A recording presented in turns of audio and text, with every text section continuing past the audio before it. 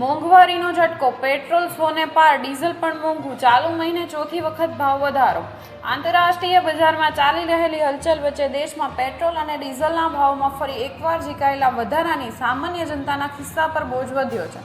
છેલ્લા ગણતરીના દિવસોમાં ઈંધણના ભાવમાં ચોથી વખત વધારો કરવામાં આવ્યો છે। આ નવા વધારા બાદ દેશના મુખ્ય મહાનગરોમાં પેટ્રોલ અને ડીઝલના ભાવ સર્વોચ્ચ સપાટીએ પહોંચી ગયા છે।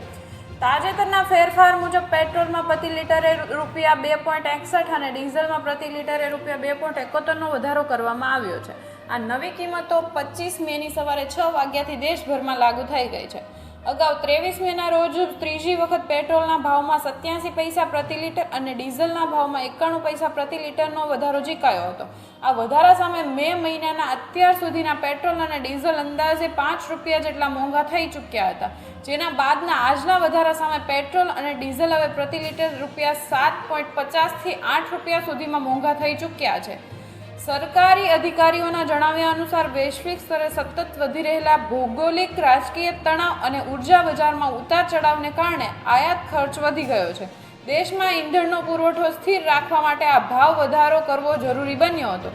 નિષ્ણાંતોના મતે આ સતત વધારાના કારણે આગામી દિવસોમાં ટ્રાન્સપોર્ટેશન અને લોજિસ્ટિક્સનો ખર્ચો વધશે, જેની સીધી અસર દૂધ, શાકભાજી અને અન્ય જરૂરી ચીજ વસ્તુઓમાં ભાવ પર પડી શકે।